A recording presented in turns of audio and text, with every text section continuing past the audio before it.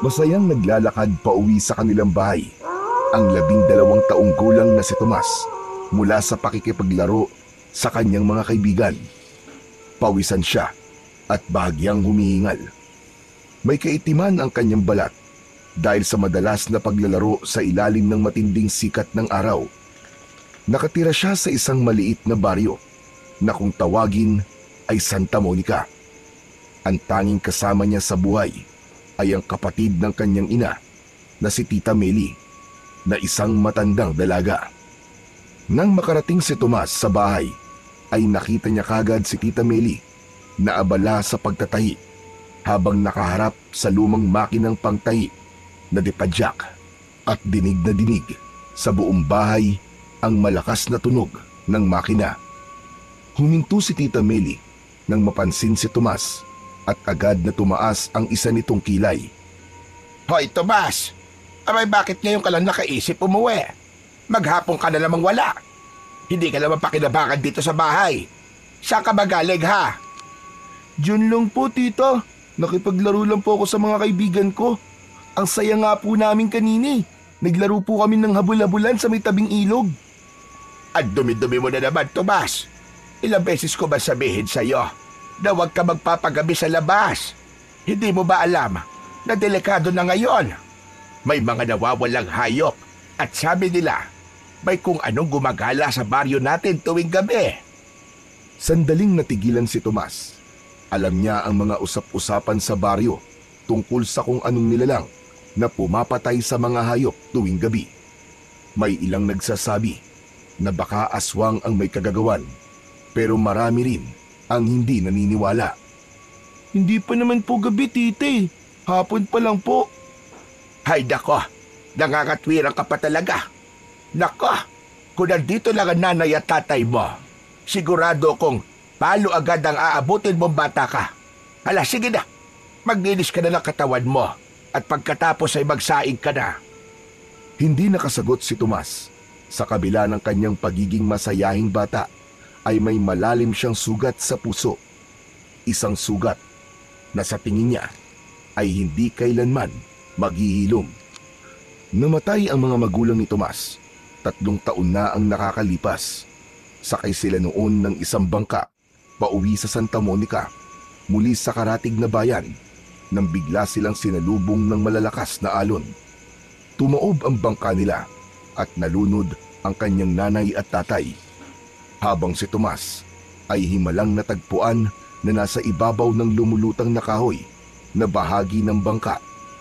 Mula noon ay si Tita Meli na ang nag-alaga kay Tomas. Magtutungo sana si Tomas sa likod ng bahay kung saan naroon ang poso at banyo nang muling nagsalita si Tita Meli. Tomas, pasensya na ko na pagalitan kita. Ang dami ko lang kasi ginagawa ngayon at gusto ko sana ikaw na ang gumawa ng mga hindi ko magawa dahil sa nagtatahi ako. Hindi ko naman ito ginagawa para pahirapan ka. Gusto ko lang na lumaki kang responsable. Alam ko naman po yun, tita. Pasensya na rin po kayo kung palagi na lang po ako naglalaro. Sinusulit ko lang po kasi ang bakasyon eh. Naiintindihan kita, Tomas. Isa pa, alam mo nangyayari rito sa Santa Monica, hindi ba? Pinoprotektahan lang naman kita sa maaaring hindi magandang mangyari sa'yo dahil ikaw na lang ang pamilya ko, Tomas. Pangako po, tita. Mag-iingat po ako palagi. Mabuti naman kung ganon. Hala, sige na. Maglinis ka na ng katawan mo. Matipid na ngumiti si Tomas at saka ipinagpatuloy ang pagpunta sa likod ng bahay para maglinis. Sa kabila ng pagiging mahigpit ng kanyang Tita Meli, ay alam niyang dahil lang yun sa mahal siya nito at ayaw siya nitong mapahamak. Isang umaga, matapos mag-almusal ay lumabas si Tomas ng kanilang kubo. Sumalubong sa kanya ang sariwang hangin na may dalang amoy ng dagat. Hindi kasi kalayuan ay may malawak na dagat na makikita mula sa kubo nila. O, Tomas! Aba, saan ka na naman ba pupunta? Tita, lalabas lang po ako. Maglalaro lang po. Baka mamaya niyan makikipaglaro ka na naman kay Isidro, ha? Alam mong ayoko nakikipaglaro ka sa batang yon. At may impluwensyahan ka lang ng pagiging pasaway nun. Hindi po. Ang tagal ko na nga pong hindi nakikipaglaro kay Isidro eh. O sige, sige. Pero huwag ka magtatagal ha. At huwag kang pupunta kung saan-saan. Opo. Itpit ang isang patpat na kahoy ay masiglang umalis si Tomas. Tahimik ang baryo sa umagang yon. Matapos ang ilang minutong paglalakad, ay natanaw na niya ang isang pamilyar na figura na nakaupo sa ilalim ng isang puno ng nyog. Napangiti si Tomas nang malaman niya na si Isidro yon. Mula pagkabata, si Isidro na ang nakasanayang kalaro ni Tomas. Palaboy ito. Walang permanenteng bahay at kung saan abutan ng gabi ay dun na ito matutulog. Madalas itong makitulog sa kung sino-sino. Wala itong magulang o kung meron man, hindi alam ni Tomas kung nasaan ang mga ito. Sa baryo, kilala si Isidro bilang batang walang patutunguhan, mahilig sa kalokohan at laging may naiisip na bagong gulo. Pero sa kabila nun, ay mabait si Isidro kay Tomas. Para kay Tomas, isa itong mabuting kaibigan kahit hindi gusto ni Tita Meli ang ugali nito. Nang makita siya ni Isidro, agad itong tumayo at kumaway. Tomas! Tomas! Ayos! Buti naman dumaan ka dito. Naiinip na ako dito kanina pa eh. Maglalaro tayo, Isidro. Ayain natin si Naronron na magpatintero, tara. Hala, huwag na tayo maglaro. May naisip ako na mas magandang gawin natin. Ano namang naiisip mong gawin natin? Baka mapahamak tayo dyan ha. Baka mapagalitan na naman ako ni Tita Meli ko. Lumapit si Isidro at siniko si Tomas sa braso. May kislap ng pananabik sa mga mata nito. Hindi ba? Paborito mo ang bayabas? Oo, lalo na yung hindi pa masyadong hinog. Bakit ba? Hindi ka maniniwala, Tomas. Marami akong nakita. May maniba lang at hinog na hinog. Sayang kung hindi natin kukunin yun. Saan, Isidro? Saan? Tumingin muna si Isidro sa paligid bago bumulong. Sa bakuran ni Mang Rodante. Aba, ayoko. Baka mahuli tayo. Saka, kay Mang Rodante talaga. Huwag ka mag-alala. Hindi tayo mahuhuli nun. Nakita kong umalis siya kanina eh. Di ba, mag-isa lang siya sa bahay niya? Eh di, walang tao ron ngayon. Eh paano kung bumalik siya bigla? Eh di tatakbo tayo. Saka ano ba naman yun? Kukuha lang naman tayo ng bayabas eh. Saka, hindi naman tayo magnanakaw sa bahay niya. Hindi tayo dapat pumunta ron. Nakakatakot kaya si Mang Rodante. Sandali lang, Tomas. Bakit ba takot na takot ka kay Mang Rodante? Tao lang naman din yun kagaya natin. Pero parang hindi siya pala kaibigan eh. Lagi siyang nakasimangot. Tapos yung mukha niya, mukha siyang good sa pelikula. Alam mo, kaya masugit yun kasi mag-isa na lang siya sa buhay. Pero wala namang masama kung kukuha tayo ng bayabas eh. Sandaling nag-isip si Tomas. Totoo, mahilig siya sa bayabas at paborito niya yon. At kung wala naman si Mang Rodante, siguro nga'y walang mawawala kung kukuha sila ng konti. Tara na, bago pa may ibang makauna sa atin na kumuha doon. Ay nako, sige na nga. Pero kapag napahamak tayo, ikaw ang sisisihin ko ah. Oo na. Ang daming pang sinasabi. Tara na. Isang malawak na ngiti ang lumitaw mula sa mukha ni Isidro bago ito mabilis na tumakbo at nanguna sa daan patungo sa bahay ni Mang Rodante. Sinundan naman ito ni Tomas kahit may kaba sa kanyang dibdib. Hindi niya alam kung bakit pero parang hindi maganda ang ideyang yon. Pero para sa bayabas ay naisaloob niya na bahala na. Tahimik ang paligid nang makarating sila Tomas at Isidro sa harap ng bahay ni Mang Rodante. Ang bahay ay may kalakihan na gawa sa kahoy ang dingding at ang bubong naman ay yari sa yero. Wala yung katabing bahay dahil halos nasa dulong bahagi na yun ng baryo at malapit sa masukal na kagubatan. Sa baryo ng Santa Monica, si Mang Rodante ay isang pangalan na hindi basta-basta binabanggit sa kung saan-saan. Matangkad ito, may malaking katawan at palaging matalim ang mga mata. Maitim ang kanyang balat at meron itong makapal na bigote at balbas. Ang kanyang muka ay parabang laging galit na galit kahit hindi ito nagsasalita. May mga kwento ang matatanda na minsan may mga taong lumalapit kay Mang Rodante upang ipapatay ang kanilang mga kaaway kapalit ng salapi. Hindi ito napatunayan pero walang may gustong sumubok na alamin kung totoo yun o hindi. Tumigil si Tomas sa harapan ng bakod ng bahay ni Mang Rodante at napaatras siya ng bahagya. Teka. Parang ayoko na, Isidro. Maglaro na lang kasi tayo. Ano ka ba naman, Tomas? Nandito na tayo eh. Wala nang atrasan to. Kasi natatakot talaga ako eh. Kilala mo naman si Mang Rodante, di ba? Sabi ko naman sa'yo, nakita ko siyang umalis kanina. Mamaya pa babalik yun. Masama tong ginagawa natin, Isidro. Pag nanakaw pa rin to. Di, umalis ka na kung takot ka. Pero ako, kukuha talaga ako ng bayabas. At huwag kang hihingi sa akin ha. Bahala kang maglaway. Walang nagawa si Tomas kundi sundan ang kaibigan nang umakyat ito sa bakod. Mabilis silang nagtungo sa likurang bahagi ng bahay ni Mang Rodante at doon ay nakita nila ang isang matayog na puno ng bayabas na hitik sa bunga. Wow! Ang daming bunga! Oh, kita mo na? Sabi ko na sa iyo eh. Tara na, bilisan na natin. Baka biglang dumating si Mang Rodante. Nauna nang umakyat si Isidro sa puno ng bayabas.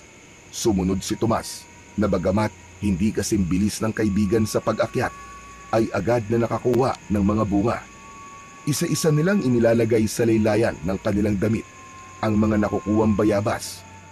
Medyo napalagay na ang loob ni Tomas na hindi sila mahuhuli ni Mang Rodante dahil natakpan na ng pagkasabik ang kanyang takot at kaba na nararamdaman.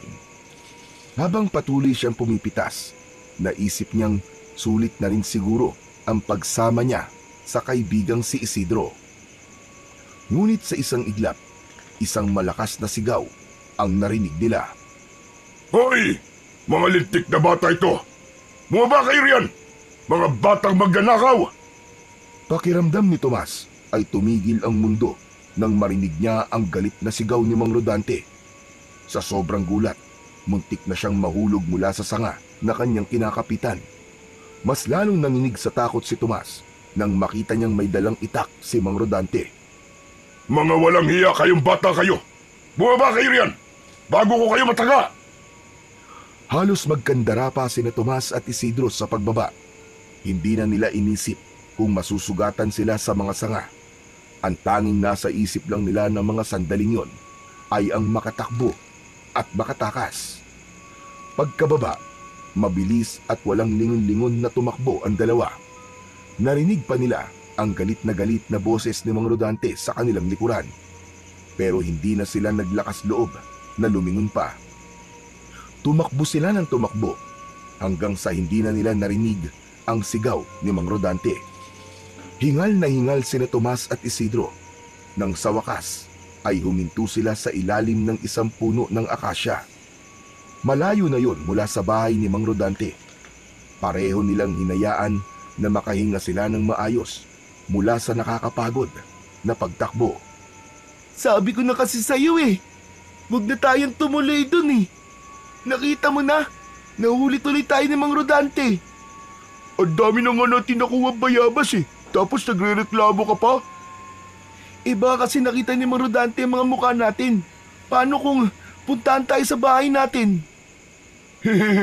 Ikaw lang ang pupuntahan nun kung sakali. Kasi wala naman akong permanenteng bahay. Joke lang. Basta, huwag ka na matakot. I-enjoy na lang muna natin ang mga bayabas na to.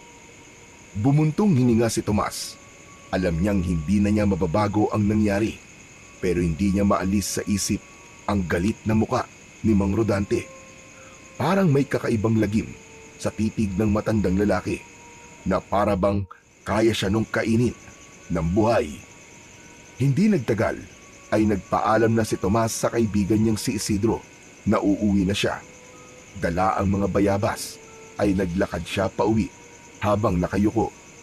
Pagdating niya sa kanilang bahay, nadatnan niyang nag-aayos ng tela si Tita Meli sa kanilang maliit na sala. Napatingin ito sa kanya, saka bumaba ang tingin sa kanyang dala. Tomas, saan mo nakuha yung mga bayabas na yan? Inabahan si Tomas, pero mabilis siyang nag-isip ng kanyang isasagot. Hindi siya pwedeng magsabi ng totoo. Ano po, Tita Meli? Galing po to doon sa may puno po sa gilid ng ilog. Naku, Tita Meli, kung makikita niyo lang po, ang dami pong hinog na bunga. Kaya kumuha na po ako. Sa may ilog baka mo? Aba, parang hindi naman ganyang kalalaki ang bunga ng bayabas doon ah. Napalunok si Tomas. Hindi pwedeng malaman ng tita niya na nagsisinungaling lang siya. Kinuha niya ang isa sa mga bayabas at iniabot yun kay Tita Meli. Doon po talaga to galing, Tita Meli. O ito po, tikman nyo. Matamis po yan. Bahagyang nagdududa pa rin si Tita Meli, pero kinuha nito ang bayabas at kinagat. Aba, matamis nga ah. Mukhang hindi naman ito lasang galing sa nakaw. Napalunok ulit si Tomas. Pakiramdam niya ay may namuong pawis sa kanyang noo. Kahit paano, mukhang naniwala naman si Tita Meli sa kanyang sinabi, pero hindi pa rin maalis ang kaba sa kanyang dibdib.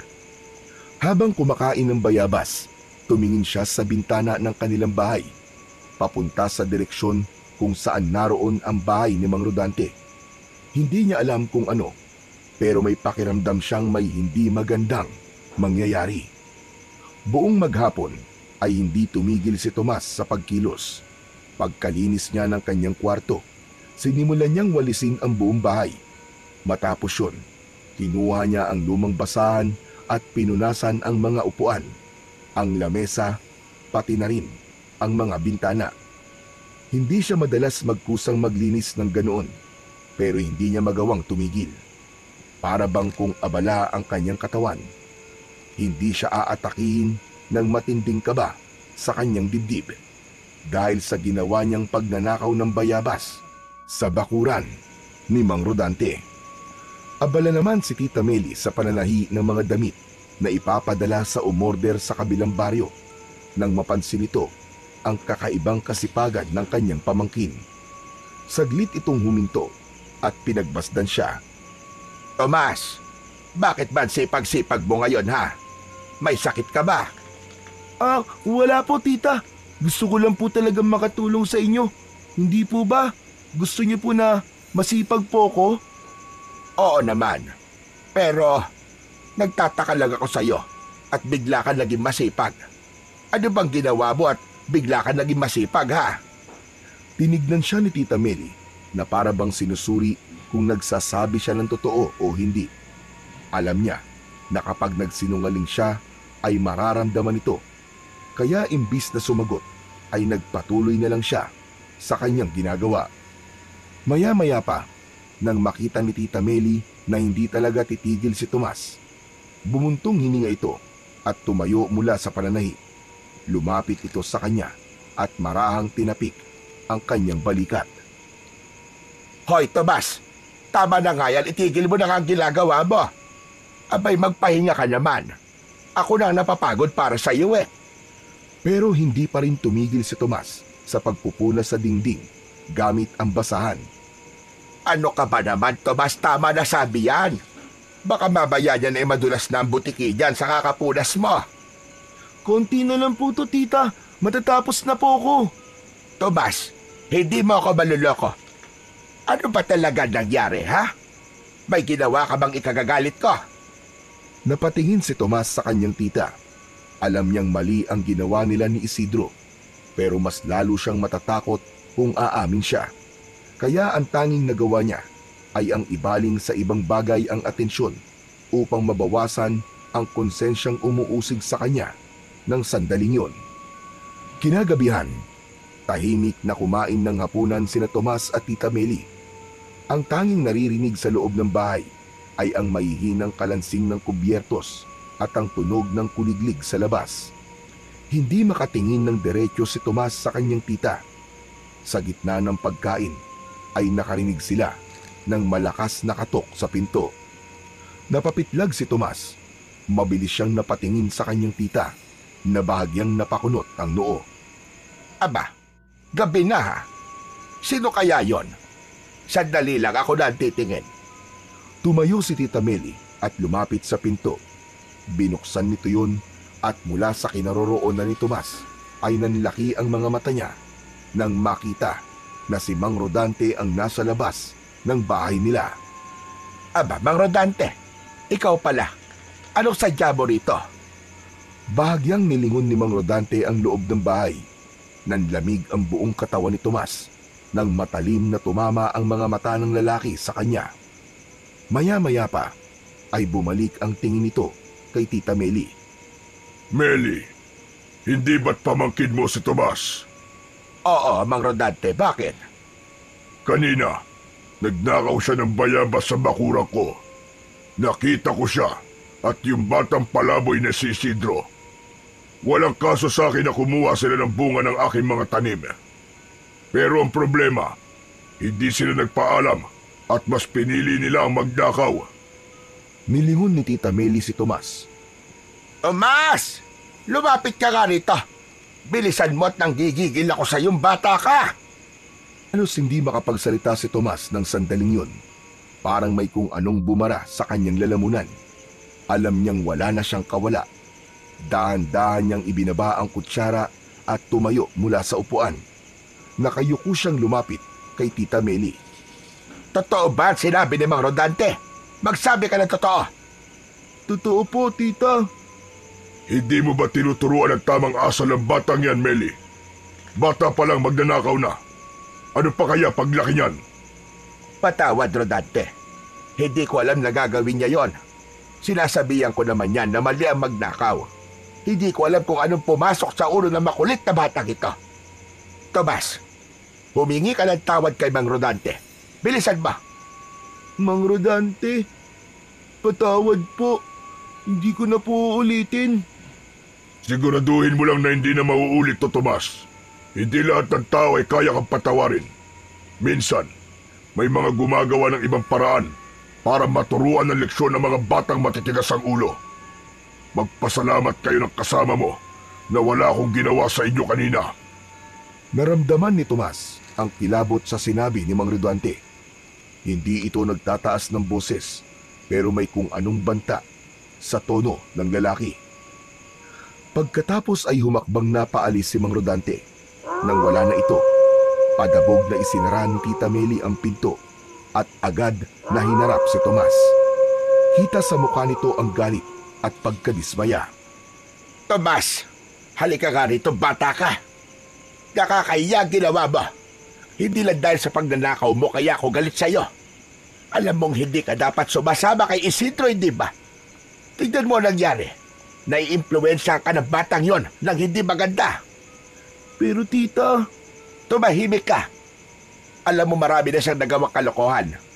Alam mo masama ang impluwensya niya. Pero sumasama ka pa rin sa kanya. O ano? Wala ka sasabihin dyan. ang sabi niyo po kasi tumahimik ako eh. Hay nako, pilosopo kang bata ka. Simula ngayon, hindi ka nasasama kay Isidro. Naiintindihan mo ba? Opo. Huminga ng malalim si Tita Meli habang pilit pinapakalma ang sarili. Maya-maya, tumalikod ito at muling umupo sa pagkainan. Alam ni Tomas na hindi pa tapos ang galit ng kanyang tita. Umupo siyang muli pero hindi niya magawang lunukin ng maayos ang kanyang kinakain. Sa pagkakataon na yon ay labis na niyang pinagsisisihan ang pagnanakaw ng bunga ng bayabas na nagawa nila ni Isidro.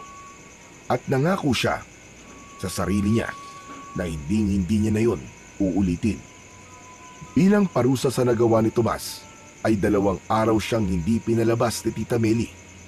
Para kay Tomas, ay yun na yata ang pinakamatagal na 2 araw ng buhay niya. Kahit na anong pilit niyang humingi ng tawad, ay naging matigas talaga si Tita Meli sa parusa nito para sa kanya. Sa buong maghapon, Wala siyang ibang ginawa kundi maglinis lamang ng bahay, magbuhat ng balde ng tubig mula sa poso at magsibak ng kahoy.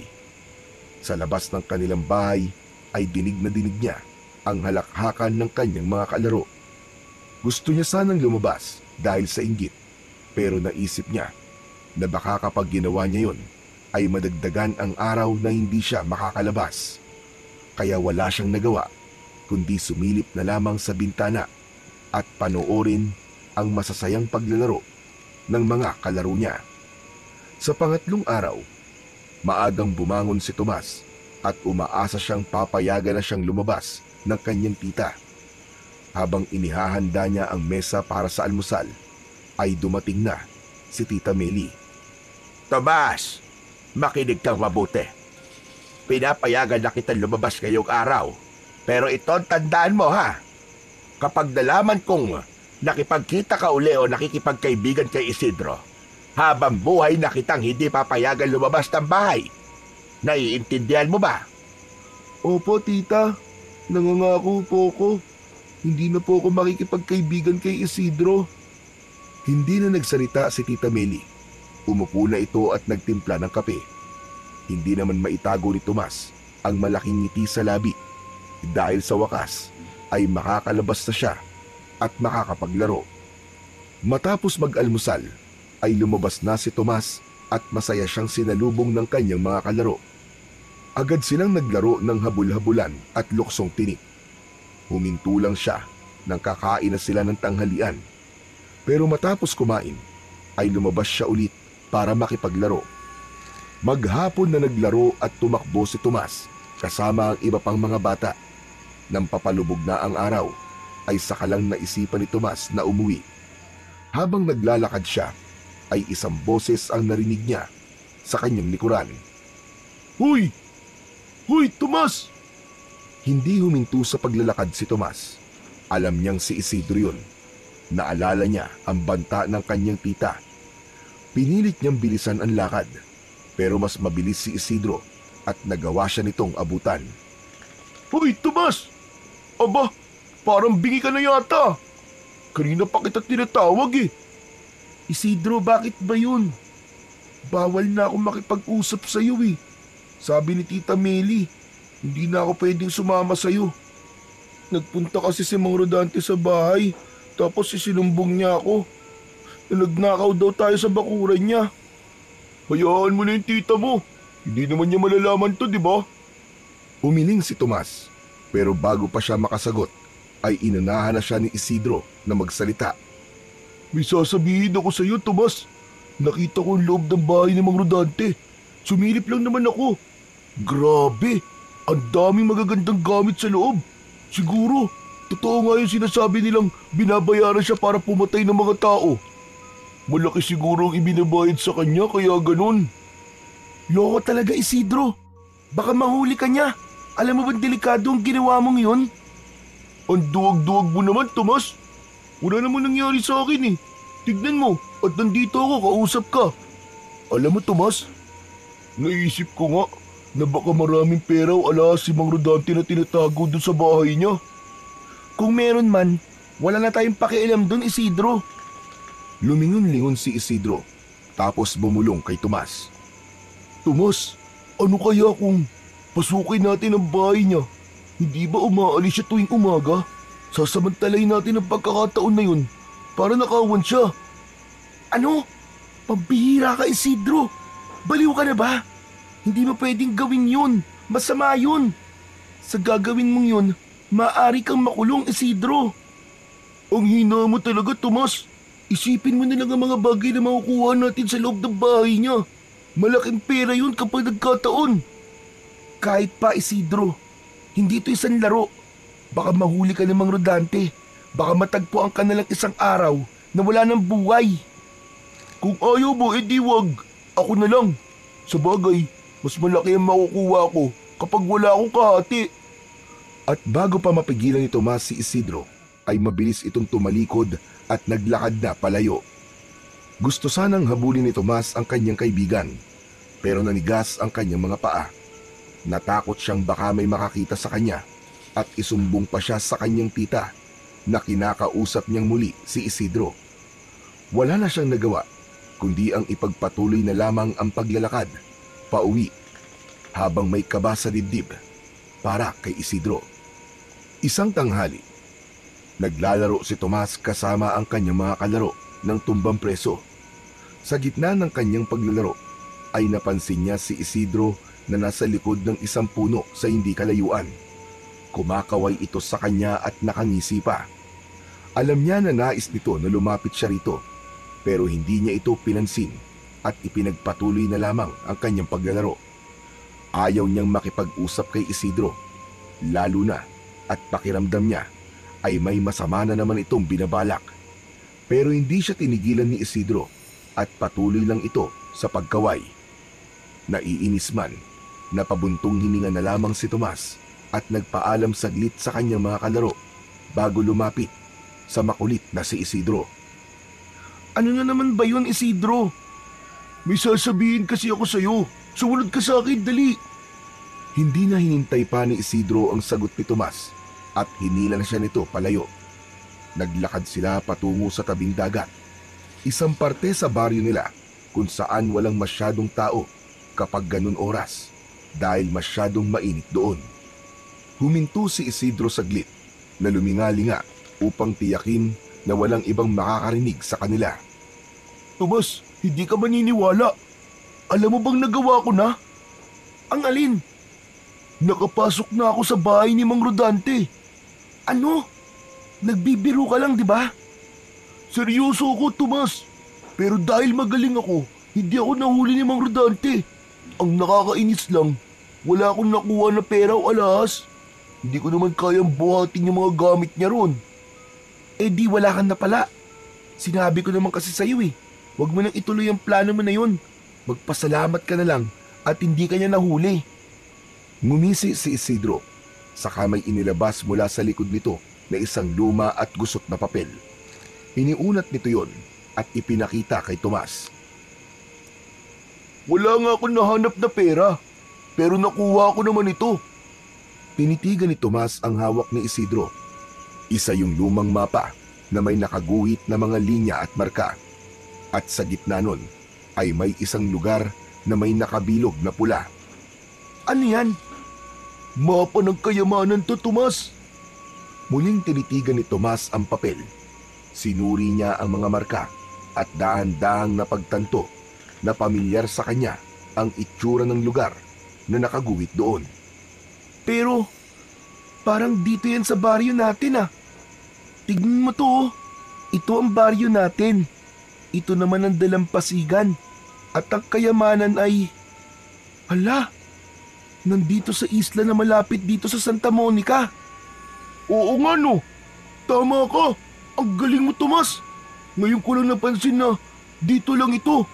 Kung ganun, nandun sa kabilang isla yung kayamanan. May silbi naman pala mapa na to eh. Sabi ko na nga ba eh. Iba talaga ang pakiramdam ko nang makita ko to. Kaya kinuha ko kagad. Jackpot ako! Isidro, walang nakatira sa islang yon. Sabi ng matatanda, may mga engkanto daw doon. Kaya nga walang nagpupunta ron eh. Eh ano naman ngayon? Kung may kayamanan nga ron, di dapat puntahan natin. Malay mo, yun ang sagot para yumaman tayo, di ba? Ayaw mo ba nun? Sigurado ko na matutuwa ang tita mo. Eh Isidro, baka naman hindi totoo yung mapa na yan eh. Kung gusto mo maniwala dyan, ikaw na lang. Ako, hindi ako sasama sa'yo. Pagkatapos sabihin yon, ay tumalikod na si Tomas at nagsimulang lumayo. Alam niya kasi na kailangan na niyang lumayo kay Isidro bago pa siya nito mapilit na gawin ang isang bagay na maaaring magpahamak na naman sa kanila. Isang umaga ay maagang nagising si Tomas. Tulad ng nakasanayan, bumangon siya at lumabas ng kwarto para hanapin ang tita Meli niya. Karaniwan ay makikita niya itong naghahanda ng almusal sa kusina. Pero sa pagkakataong yon ay kakaibang katahimikan ang bumungad sa kanya. Napakunot ang noo niya nang madaanan ang kwarto ng tita niya.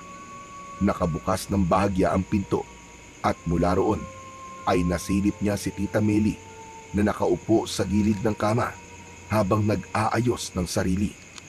Nakasuot ito ng bestida at may maliit na bag sa tabi nito. Tita, saan po ang punta niyo at bis na bis po yata kayo? Pupunta ako sa ospital sa bayan, Tomas. May nailuto na ako na almusal at kumain ka na lang dyan. Bakit po, Tita Meli? May sakit po ba kayo? May napansin lang ako maliit na bukol dito sa dibdib ko. Magpapacheck up lang ako para makasigurado. Matagal ko na rin kasi itong napapansin eh. Ano po, Tita Meli? Bukol? Delikado po ba yan, Tita? Tila pinilit ni Tita Meli ang sarili ng ngumiti ng mas maaliwalas. Hindi naman siguro, Tomas.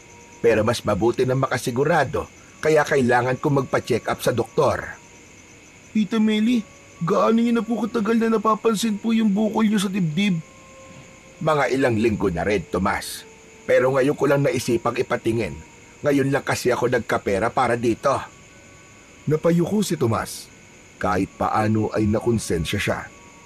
Alam niyang madalas siyang pasaway at madalas ding napapagod ang tita niya dahil sa kanya. At naisip niya na baka dahil sa sakit ng ulo na ibinibigay niya rito, kaya nagkaroon ito ng sakit. Maya-maya pa ay tumayo na si Tita Meli at lumapit kay Tomas. Huwag kang mag-alala, Tomas. Hindi naman ako magtatagal doon. Baka mamayang tanghali labang nandito na ako. Ah, oo nga pala. Habang wala ako, ay bawal kang lumabas ng bahay, ha? Dito ka lang at wala magbabantay sa bahay natin. Ayokong pag-uwi ko ay wala ka rito at kung saan-saan ka na naman nagsususuot. Opo, Tita. Hindi po ako aalis. Dito lang po ako sa bahay. Tita, mag-iingat po kayo, ha? Oo, sige na. Kailangan ko nang umalis. Ikaw na ang bahala dito, ha? Nang lumabas ng bahay si Tita Meli, ay may pag-aalalang sinundan ito ng tingin ni Tomas. Hindi niya maiwasang kabahan, kaya ibinulong niya na sana ay ayos lang ang kanyang tita. Habang hinihintay ni Tomas ang pagbabalik ng kanyang Tita Meli, ay hindi siya mapakali. Kanina pa siya nakaupo sa may tabi ng pintuan habang nakatanaw sa may kalsada. Umaasa siya na anumang sandali ay makikita na niya ang kanyang tita. Sa hindi malamang dahilan ay mabigat ang pakiramdam niya. Kaya naman, pabulong na siyang napadasal. Panginoon, sana po wala pong malalang sakit si Tita Meli. Sana po normal lang po yung bukol na yon. Panginoon, hindi ko po alam ang gagawin ko kung may masama pong mangyayari sa kanya. Maya-maya pa, bago magtanghalian, ay natanaw na ni Tomas si Tita Meli. Agad siyang tumayo. Nang pumasok na ito sa bahay nila, ay napansin niya ang ekspresyon nito.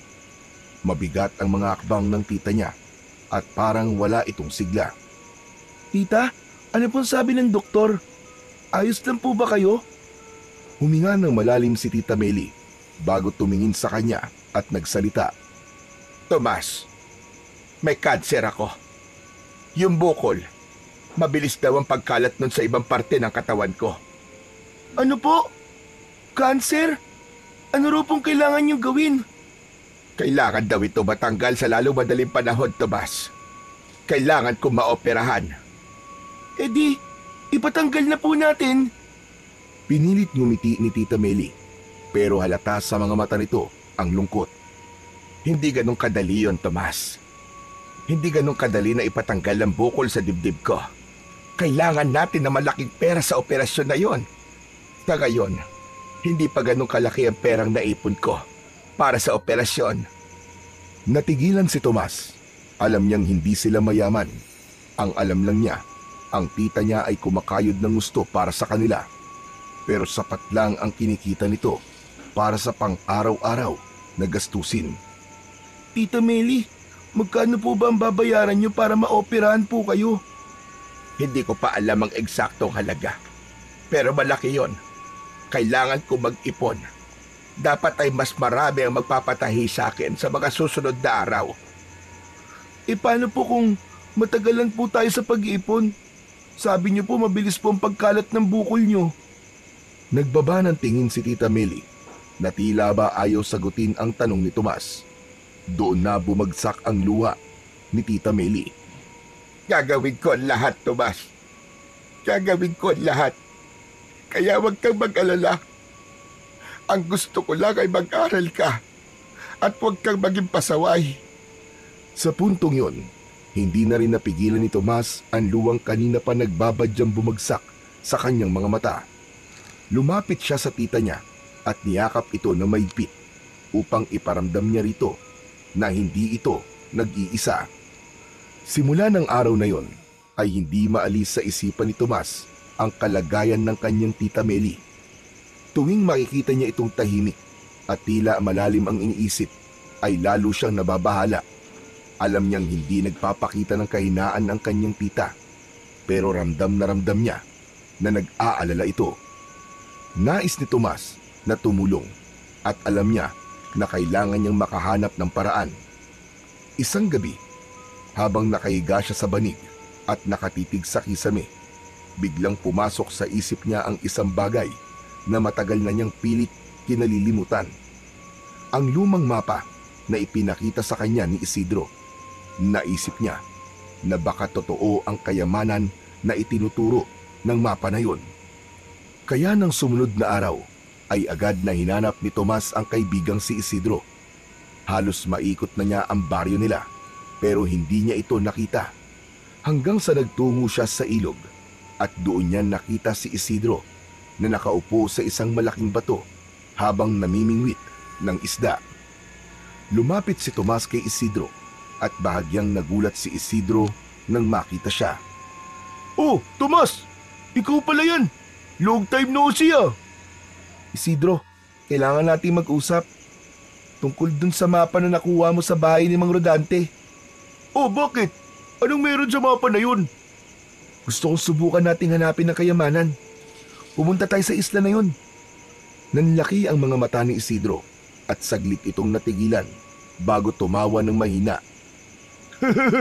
Akala ko ba hindi ka interesado sa kayamanan na yun? Saka sabi mo, baka hindi totoo na mayroong kayamanan doon, di ba? Wala na kasi akong ibang maisip na paraan eh. Kailangan maoperahan kagad si Tita Meli. Nagkaroon kasi ng bukol ang dibdib niya. At kung hindi daw yun matatanggal kagad, baka lumala ang sakit niya. Ang totoo, hinihintay talaga kita na ayain mo kung pumunta sa isla na yun eh. Sige, sige.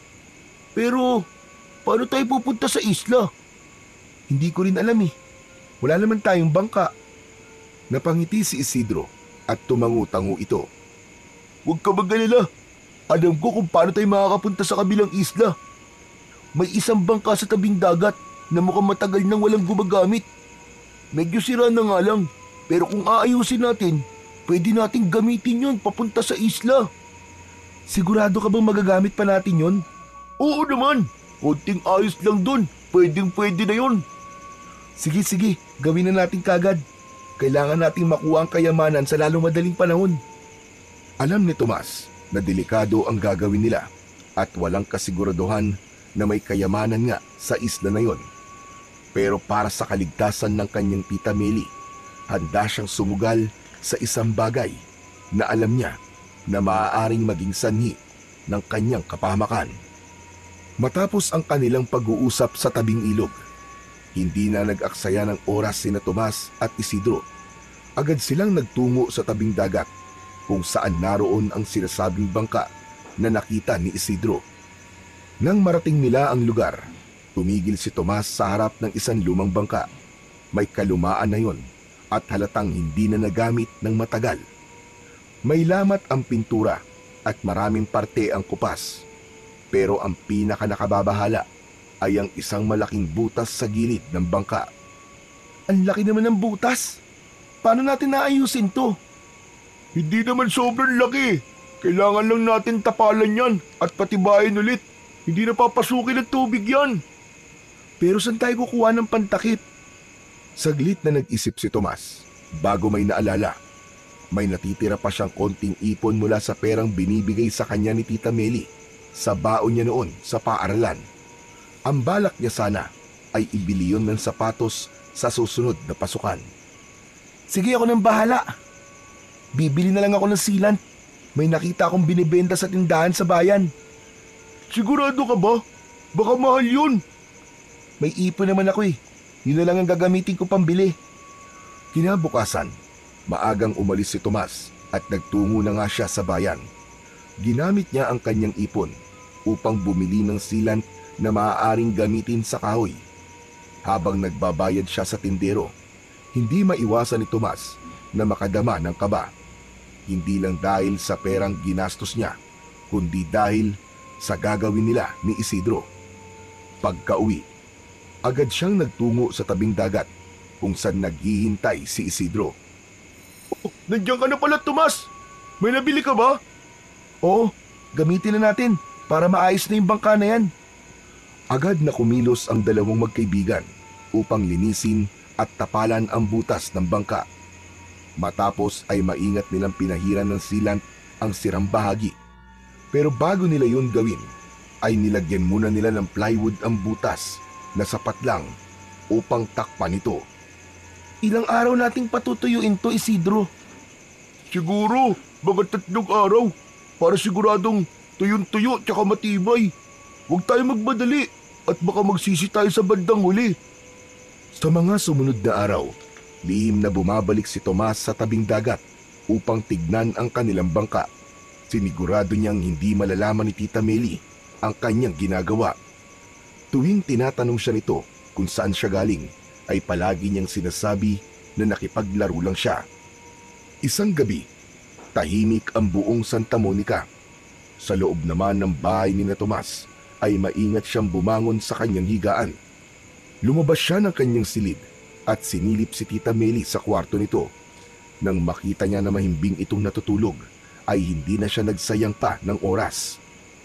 Lumabas si Tomas ng bahay at kinuha ang pala na nakasandal sa isang puno sa likod ng kanilang bahay. Matapos yun, ay agad siyang naglakad patungo sa tabing dagat.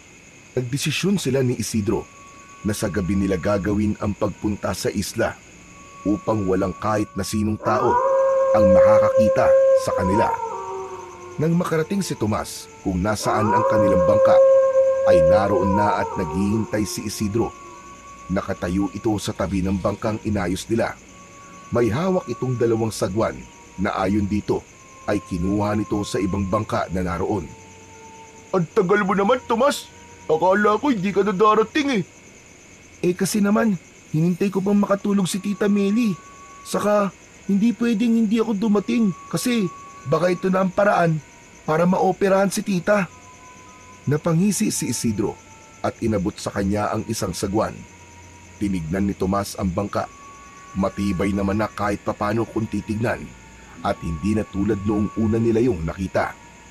Sana naman, Isidro, hindi lumubog ang bangkang to. Hindi yan. Matigas na yung silat eh. Tuyo-tuyo na eh. Kumbaga kapit na siya. Tsaka, marunong ka namang lumangoy, di ba?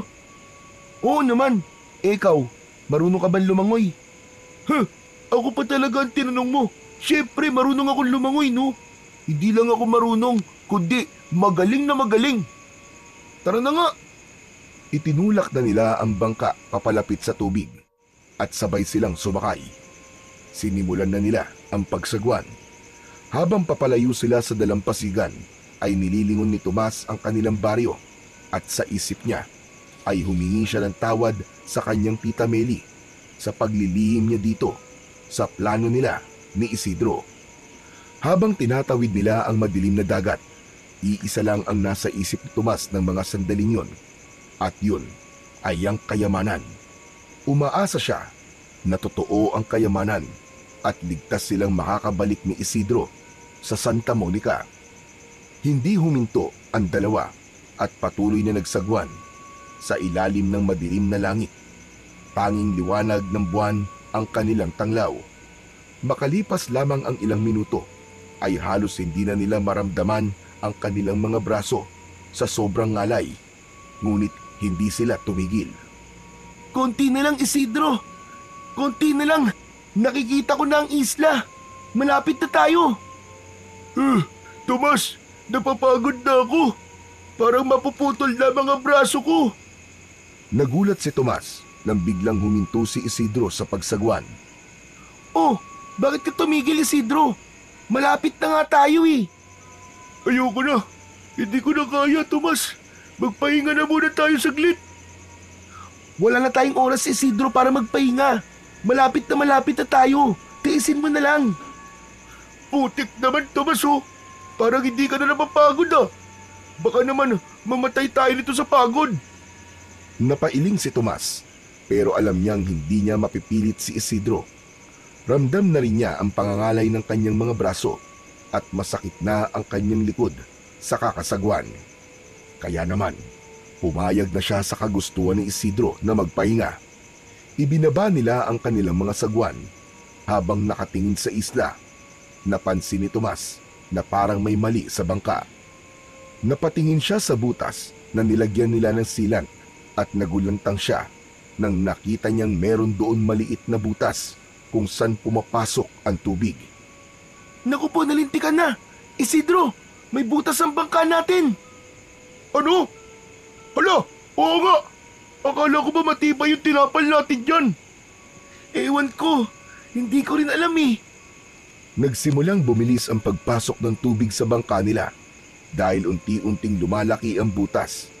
Hindi na sila nakapag-isip dahil kapwa natataranta na sila.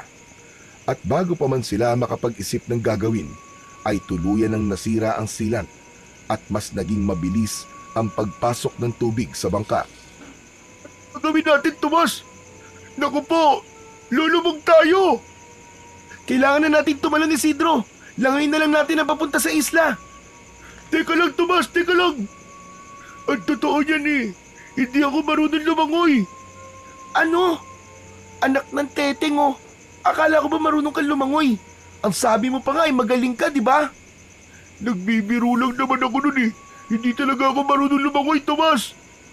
Alam ni Tomas na wala ng oras para mag-isip pa sila ng pwede nilang gawin. Mabilis na hinawakan ni Tomas ang kamay ni Isidro at isinama niya ito sa pagtalon sa dagat.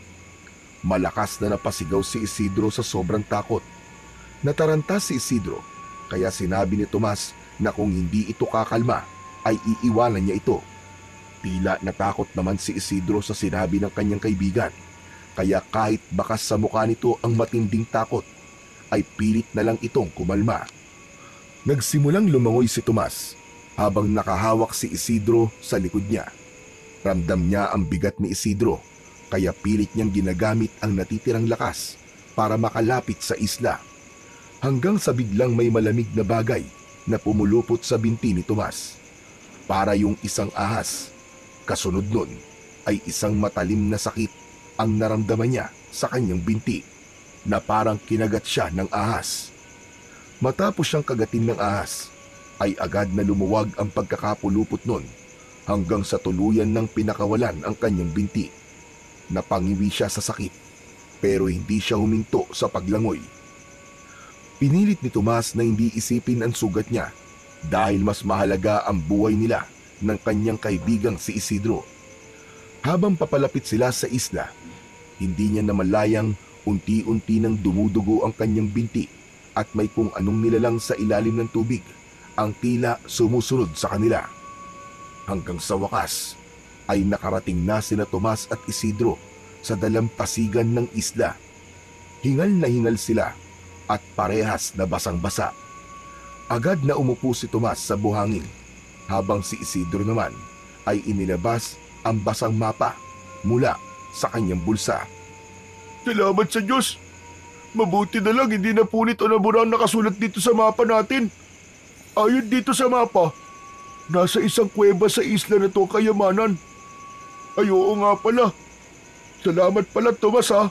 Kung hindi dahil sa iyo, baka nalunod na ako ngayon. Baka tepok na ako. Hindi sumagot si Tomas dahil pakiramdam niya ay namanhid ang kanyang binti na kinagat ng ahas. Nang tingnan siya ni Isidro, ay agad itong nag-alala. Huy! Huy, Tomas! Ayos ka lang ba? Isidro, kanina, nung lumalangoy tayo, may pumulupot sa binti ko. Tapos, parang kinagat ako. Mabilis na lumapit si Isidro at tinignan ang binti ni Tomas. Napangiwi ito nang makita niya ang dalawang maliit na sugat na may namumulang balat sa paligid. Naku po, naloko na! Mukhang walo-walo ang kumagat sa'yo. Ano nararamdaman mo ngayon, Tomas? Nahihilo ka ba? Nasusuka ka ba? Ano? Ano nararamdaman mo? Sabihin mo sa akin! Medyo nahihilo ko, Isidro. Saka parang ang bigat ng katawan ko. Ang init din ng pakiramdam ko. Ibig sabihin, kumakalat ng lason sa katawan mo, Tomas. Naku, bumalik na lang kaya tayo. Baka dito ka pa mamatay eh. Wala na tayong bangka, Isidro. Hindi rin ako sigurado kung kakayanin ko lumangoy pabalik. Tutal, nandito na tayo. Hanapin na natin ang kuweba. Nakita ni Tomas ang pag-aalinlangan at pag-aalala sa mukha ni Isidro. Pinakita niya rito na kaya pa niya, kaya kahit masakit ang kagat ng walo-walo sa kanyang binti, ay pinilit niyang tumayo. O ano, nakita mo na? Kaya ko pang tumayo, di ba? Tara na. O sige, pero dahan-dahan lang tayo sa paglalakad ah. Saka kung mamamatay ka na, sabihin mo lang kagad sa akin. Loko ka talaga. Hindi pa ako mamamatay. Hindi pa pwede. Sabay silang nagsimulang maglakad papasok sa isla. Tahimik ang paligid doon at tanging huni lamang ng mga kuliglig at lagaslas ng alon ang naririnig nila. Habang lumalalim ang kanilang paglalakbay sa loob ng isla, unti-unti namang nararamdaman ni Tomas ang pananamlay ng kanyang katawan. Ngunit kahit hindi siya sigurado sa kung ano ang magiging epekto sa kanya ng kagat at kamandag ng walo-walo, ay patuloy pa rin siyang naglakad. Sa tulong ng mapa, ay mabilis na narating nina Tomas at Isidro ang kuweba. Ang bunganga nito ay napapaligiran ng nagkukumpulang ugat ng matatandang puno. Napahawak si Tomas sa kanyang tagiliran habang patuloy silang naglalakad. Nanginginig na ang kanyang buong katawan dahil sa lason mula sa kagat ng walo-walo. Ngunit hindi siya tumigil. Paglapit nila sa bungad ng kuweba, biglang lumitaw mula sa loob ang isang matandang lalaki. Mahaba at puting-puti ang kanyang buhok na umabot hanggang sa likod. Ang bigote at balbas nito ay mahaba at makapal din. Balot na mga lumang tela ang katawan nito at ang kanyang mga mata ay tila may kakaibang ningning. Nagulat sina Tomas sa matandang mukhang ermitanyo, kaya bahagya silang napaatras. Sa wakas, nakarating din kayo. Kanina ko pa kayo hinihintay. Sigurado akong ikaw si Tomas at ikaw naman si Isidro. Teka po, Tatang. Paano niyo po nalaman ang pangalan po namin? Ngunit hindi siya sinagot ng ermitanyo. Sa halip, lumapit ito at tinitigan ang sugat sa binti ni Tomas. Anong nangyari sa iyo, bata? Kinagat po siya ng walo-walo habang lumalangoy po kami papunta rito. Nahihilo na nga po siya at nangihina eh. Tama. Walo-walo nga ang kumagat sa iyo. Alam ba ninyo mga bata na ang kamandag ng walo-walo ay 10 beses na mas matindi kaysa sa ibang makamandag na ahas? Isang kagat lang nito. Kung ikaw ay isang pangkaraniwang tao lang, ay patay ka na dapat ngayon. Tatang, talagang tinatakot mo pa ang kaibigan ko eh. Imbis na tulungan mo na lang siya. Sandali, Isidro. Huwag ka naman na maingay. Tatang, kung matindi po ang kamandag ng walo-walo, bakit buhay pa rin po ako hanggang ngayon? Dahil ang kagat na yan ay isang tanda. Pinili ka ng maiwagang walo-walo, Tomas. Natahimik ang dalawang bata sa sinabi sa kanila ng ermitanyo. Ano bang kalokohan ang sinasabi mo, Tatang? Wala na kaming oras para sa ganyan. Nandito kami para sa kayamanan. Mabilis na tinungo ni Isidro ang kuweba at pumasok sa loob. Naiwan si Tomas na naguguluhan sa mga narinig mula sa ermitanyo. Makalipas ang ilang sandali, lumabas si Isidro mula sa kuweba. Walang kayamanan sa loob. Walang kahit na anong ginto o kahon ng pera. Ano ka mo? Paano wala, Isidro? Wala ko nakita eh. Puro mga bato nasa loob ng kuweba. Hindi makapaniwala si Tomas sa narinig niya mula sa kaibigang si Isidro. Napayuko siya at unti-unting nadurog ang kanyang pag-asa na mapapa-opera niya ang kanyang tita Meli. Hindi totoo na walang kayamanan sa loob ng kuweba. Nariyan ang kayamanan, pero may kailangan ka munang gawin bago mo ito makuha. Ngunit bago ang lahat, may mas mahalagang bagay tayong kailangan gawin. May paraan upang mapigilan ang pagkalat ng lason sa iyong katawan, Tomas. At alam ko rin ang paraan upang makuha nyo ang sinasabi niyong kayamanan. Kung ganun, ano pang hinihintay mo, Tatang? Sabihin mo na kung paano makakaligtas si Tomas. Alam mo naman pala di mo pa sabihin. Inilahad ng ermitanyo ang isa nitong palad. Sa palad nito ay may isang kwintas na may palawit na batong kulay puti na may halong bugaw na kumikinang sa liwanag ng buwan. Agay na ito ang tinatawag na mutya ng walo-walo. Isang napakamakapangyarihang mutya na bihirang ipagkaloob sa sinuman. Kung tatanggapin mo ito, Tomas, maililigtas ka nito mula sa kamandag ng ahas at bibigyan ka ng bagong buhay. Tumitig si Tomas sa mutya. Wala na siyang ibang pagpipilian. Naramdaman niyang humihina na siya sa bawat sandaling lumilipas.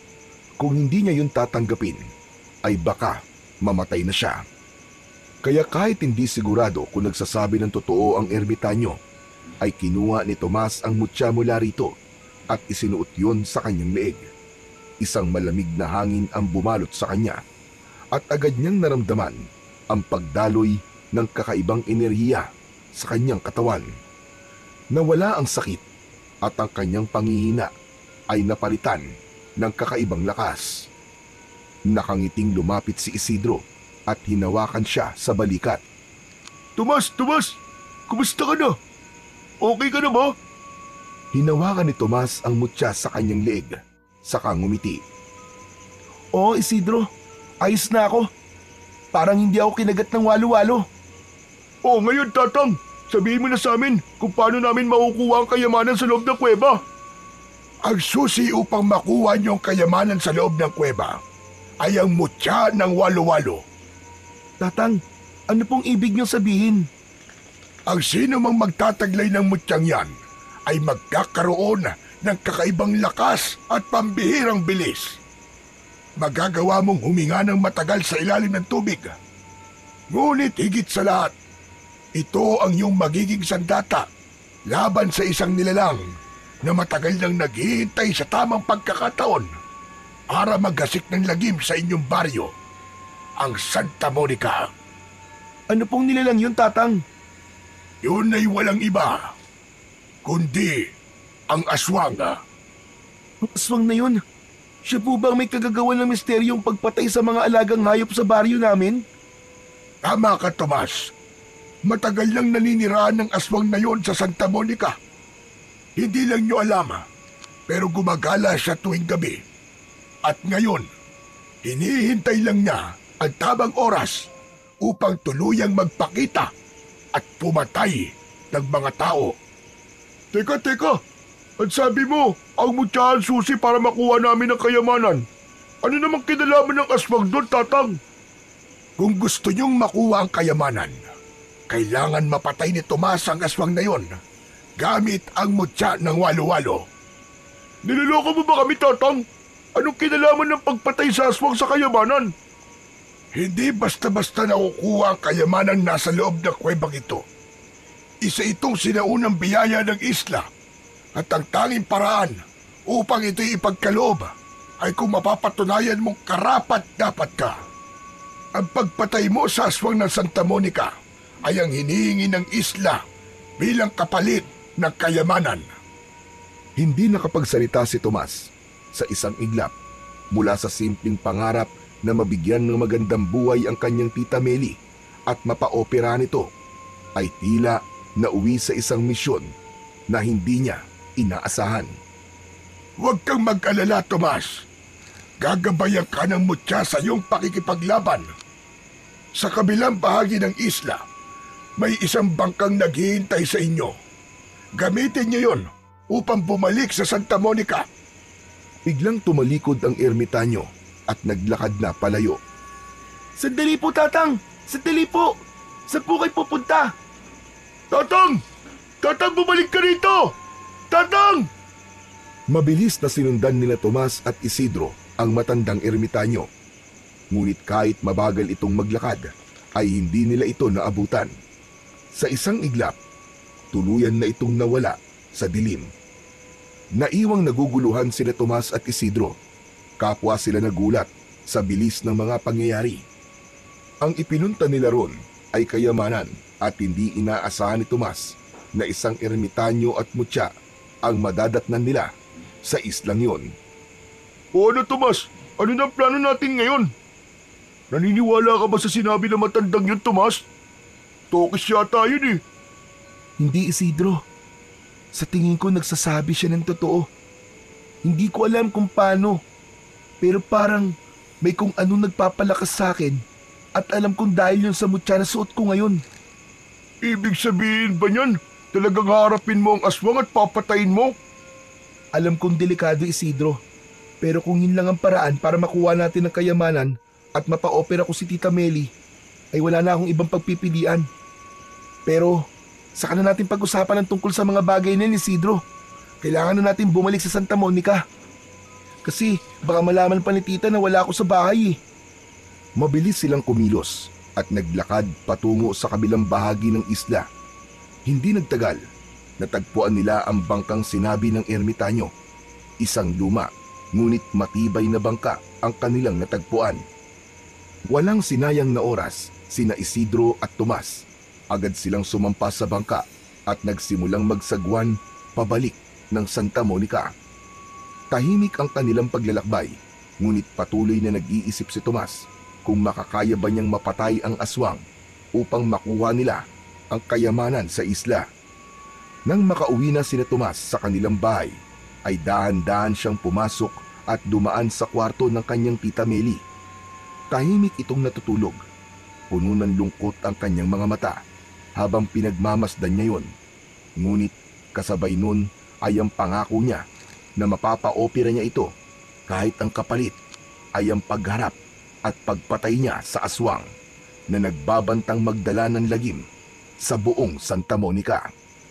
Sa mga sumunod na araw, sinimulan ni Tomas ang matinding pagsasanay sa tulong ng mutya ng walo-walo. Walang ibang nakakaalam nun kundi si Isidro na palaging nagbabantay habang si Tomas naman ay patuloy na sinusubok ang kanyang bagong kakayahan. Sa bawat pagtakbo niya sa kagubatan, ramdam na ramdam niya ang bilis at liksi na hindi niya dating taglay.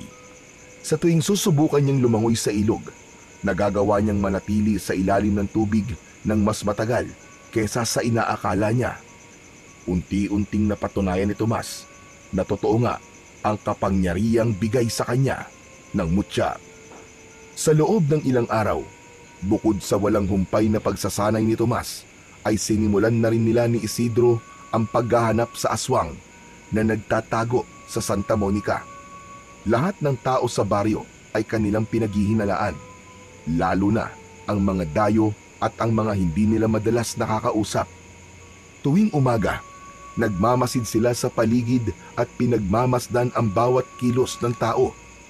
Pilit silang naghahanap ng kahit na anong palatandaan na aswang ang taong nakikita nila. Sa gabi naman, si Isidro ang nagmamanman habang si Tomas ay nagpapatuloy sa pagpapalakas ng katawan. Laging nagbabantay si Isidro sa may plaza, sa labas ng mga bahay at kung minsan ay naglilibot pa sa kakawyan na nasa likuran lang ng baryo. Ngunit sa tuwing mag-uulat ito kinaumagahan kay Tomas, ay iisa lang ang palaging sinasabi ni Isidro. Wala pa rin ako nakikitang kakaiba. Lahat ng tao, normal lang naman ang kilos. Wala akong nakikitang lumalabas ng bahay sa 10 oras ng gabi. Wala, tahimik ang gabi. Hindi kaya, Isidro, nagtatago lang ang aswang? Baka alam niyang may nagmamanman sa kanya. Paano niya naman malalaman? Hindi naman tayo lantaran kung kumilos. Pero isipin mo, Isidro, kung matagal na siya nandito, sigurado kung alam niyang may naghahanap sa kanya. O baka naman, maling akala lang natin ang lahat. Baka wala talagang aswang sa Santa Monica. Baka tokis lang talaga ang matandang yun. Kung ganon, sige nga.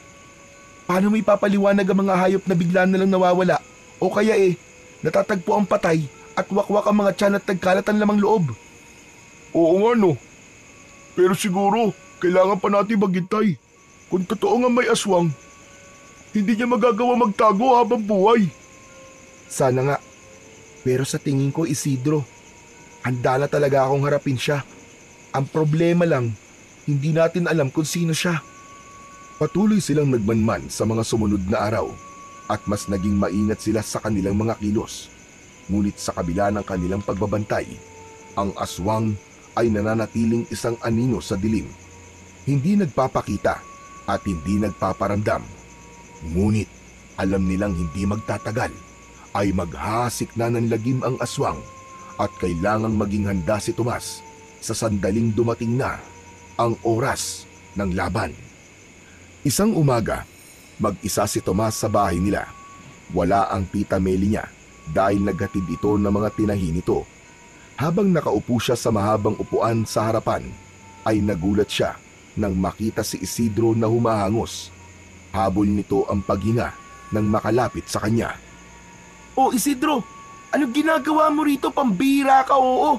Baka mamaya maabutan ka dito ni Tita Meli. Wala akong pakialam, Tomas. Kailangan mo malaman to. Hindi ko na kaya maghintay pa kung kailan ulit tayo makakapagkita, Tomas. Ano ba sasabihin mo? Bilisan mo na lang at baka dumating na si Tita.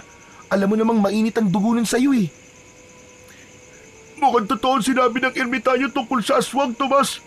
Nagsimula nang umatake ang halimaw sa baryo natin. May natagpo ang bangkay kanina madaling araw malapit dun sa may ilog. Lalaki!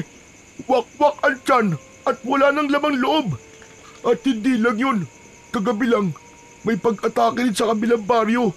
Sinabi mismo ng mga tao ron, aswang ang pumasok sa bahay nila. Totoo ang ermitanyo, hindi siya tokis. Kung ganun, hindi na tayo mahihirapan na hanapin ng aswang. At ito ang pinakamatindi, Tomas. Sa tingin ko, alam ko na kung sino ang aswang. Bago pa man makapagtanong si Tomas, ay biglang dumating si Tita Meli. Agad na bumakas ang galit sa mukha nito nang makitang kausap niya si Isidro. Malalaki ang mga hakbang na lumapit ito at pabulyaw na kinausap si Isidro. Anong ginagawa mo rito, Isidro? Pwede ba? Lubayan mo ang pamangkin ko. At ikaw naman, Tomas. Paulit-ulit ko sinasabi sa iyo, nalayuan mo ang Isidro na yan. Puro kalokohan at kasamaan lang ituturo niya sa iyo. Ayoko makikipagkaibigan ka sa mga kagaya ni Isidro na walang direksyon ng buhay. Tita, sandali lang po. Tomas, hindi mo ba ako naiintindihan? O baka gusto mong habang buhay ka lang hindi makalabas ng bahay? Ikaw naman, Isidro. Umalis ka na. Alis! Napayuko si Isidro. Maya-maya ay muli itong tumingin kay Tomas. Ano pa tinatayo-tayo mo dyan? Umalis ka na! Wala nang nagawa pa si Isidro, kundi ang maglakad palayo. Sinundan ng tingin ni Tomas ang kaibigan nang may panghihinayang dahil hindi na nito nagawang sabihin kung sino ang pinaghihinalaan nitong aswang sa Santa Monica. Pagkaalis ni Isidro, ay agad na humarap si Tita Meli kay Tomas at tinapunan siya nito ng matalim na tingin. Pumasok ka sa loob, Tomas. Kailangan natin mag-usap. Wala nang nagawa si Tomas kundi sundin ang kanyang tita. Pumasok siya sa bahay at pagkalapat pa lang ng pinto ay agad siyang hinarap ni Tita Meli. Nakapamewang ito habang naniningkit ang mga mata na nakatitig sa kanya. Wala kang isang salita, Tomas. Nangako ka sa akin noon, hindi ba? Sinabi mo na lalayuan mo na si Isidro. Pero ano'y nakita ko kanina? Kinakausap mo pa rin ang pariwarang yon. Tita, hindi niyo po naiintindihan eh. Hindi po pariwara si Isidro. Anong hindi pariwara sinasabi mo? Anong tawag mo sa bata pa lang ay nagdanakaw na? Pero tama ka. Hindi ko nga naiintindihan. Hindi ko maintindihan kung bakit ka pa rin nakikipagkaibigan sa isang tulad niya. Wala kang mapapala sa kanya, Tomas. Ang gusto ko lang naman ay ang ikabubuti mo. Pero anong ginagawa mo? Hindi ka marunong makinig sa akin. Napakuyom ang kamao ni Tomas. Gusto niyang ipaliwanag kay Tita Meli kung bakit mahalaga ang pakikipag-usap niya kay Isidro. Pero alam niyang hindi siya pakikinggan ito. Dahil hindi ka marunong sumunod. Simula ngayon, hindi ka na pwedeng lumabas ng bahay. Pero tita, Narinig mo ba ako? Dito ka lang sa loob ng bahay. Makakalabas ka lang kapag nagsimula na ang pasukan. tita, hindi naman po makatarungan yun. Ito ang parusa ko sa iyo dahil hindi ka marunong makinig. Kaya sana ay maging aral na ito sa iyo. Napahinga ng malalim si Tomas. Alam niyang wala na siyang magagawa para baguhin pa ang desisyon ng kanyang tiyahin. Pero ang mas malaking problema niya ay kung paano na ang plano niyang harapin ang aswang. Kung hindi siya makakalabas ng bahay, ay wala na rin siyang pagkakataon para mapatay ito. Isang umaga, nasa loob lang ng bahay nila si Tomas. Nakahiga siya sa papag habang pinaglalaruan ng mga daliri niya ang mutya ng walo-walo na nakasabit sa kanyang leeg. Mula ng pagbawalan siyang lumabas ni Tita Meli, pakiramdam niya nakakulong siya sa sarili nilang bahay. Napahinga siya ng malalim. Umasa siyang darating si Isidro para sa wakas ay malaman na niya kung sino ang pinaghihinalaan nitong aswang. Kailangan niya ang impormasyon na yon. Kailangan niyang kumilos bago mahuli ang lahat upang makuha na nila ni Isidro ang kayamanan sa loob ng kuweba na nasa kabilang isla. Bumangon si Tomas at mula sa ilalim ng banig ay hinugot niya ang mapa na nagdala sa kanya upang mapunta sa kanya ang mutya ng walo-walo. Habang hawak niya ang mapa, ay napapitlag siya nang may kumatok sa pinto. Dala ang mapa, ay lumabas si Tomas sa kanyang kwarto. Bago pa niya binuksan ang pinto, ay inilapag niya ang mapa sa upuan sa sala. Nagulat siya nang pagbukas niya ng pinto, ay si Mang Rodante ang bumungad sa kanya. Mang Rodante, kayo po pala. Ano pong kailangan niyo dito? Tomas, nandyan ba ang Tita Meli mo? Wala po eh. Nasa palengke po siya ngayon. Sayang naman. May papagawa sana akong pantalon sa kanya. Pwede bang hintayin ko na lang siya rito? Opo, sige po. Tuloy po kayo. Pinapasok niya si Mang Rodante at itinuro ang isang upuan. Umupo ito habang inilapag sa sahig ang dalang plastik na may laman na 2 pantalon. Ano pong ipapagawa niyo sa pantalon niyo, Mang Rodante? Papabawasan ko lang ng 1 pulgada ang laylayan. Mas gusto ko kasi na sakto lang sa sapatos ko. Tomas, pwede ba akong makahingi ng tubig? Opo, sandali lang po. Kaya lang po wala po kaming malamig na tubig eh. Ayos lang, kahit hindi malamig. Tumayo si Tomas at nagtungo sa kusina. Kumuha siya ng 1 baso at nilagyan yon ng tubig mula sa water jug. Ngunit pagbalik niya sa sala ay nagtaka siya dahil wala na roon si Mang Rodante. Napakunot ang noo ni Tomas at sinipat niya ang paligid, pero ang tanging naiwan doon ay ang plastik na may laman na pantalon. Napalingon siya sa upuang pinag-iwanan niya ng mapa at nanlamig siya dahil wala na ang mapa roon. Napalunok si Tomas habang unti-unting sumisikip ang dibdib niya sa kaba. Naisip niya na baka nakita ni Mang Rodante ang mapa at ito ang kumuha nun. Kung tama ang iniisip niya, malamang inisip nito na siya ang kumuha ng mapa na yon sa bahay nito. Simula ng araw na yon ay palagi nang kinakabahan si Tomas at madalas ay nakatingin siya sa pinto ng kanilang bahay. Pakiramdam niya, anumang sandali ay muling kakatok si Mang Rodante at isusumbong siya kay Tita Meli.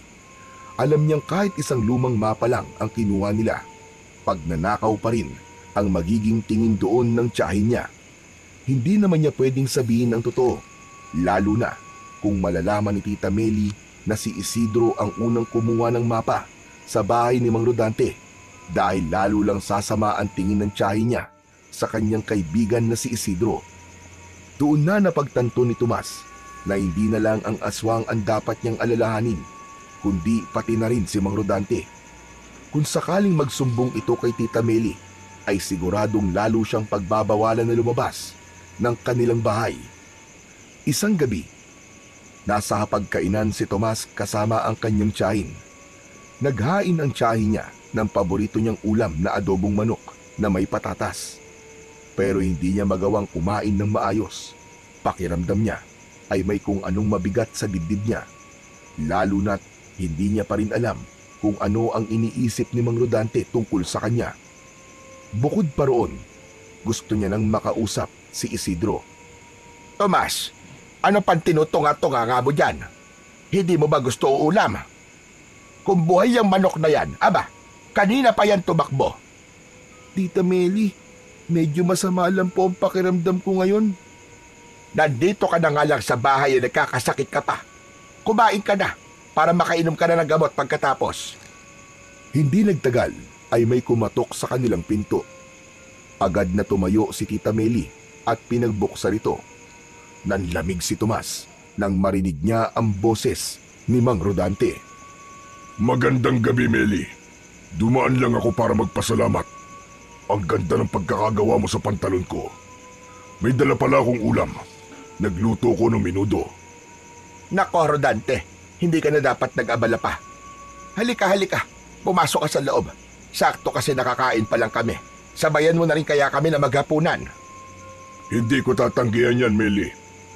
Bahagyan ng laki ang mga mata ni Tomas nang kasama na ni Tita Meli si Mang Rodante nang bumalik ito sa kusina. Umupo si Mang Rodante sa upuan na nasa tapat niya mismo at makahulugan siya nitong tinignan. Tomas, kumuha ka ng pinggan at kubyertos para kay Mang Rodante. Napilitang tumayo si Tomas para sundin ang iniutos sa kanya ng kanyang tita. Matapos niyang kumuha ng pinggan at kubyertos, ay inilagay niya yun sa harapan ni Mang Rodante. Masarap sana kung merong malamig na soft drinks. Aba, oo nga. Tomas, bumili ka nga sa tindahan ng malamig na soft drinks. Nagdalawang isip si Tomas.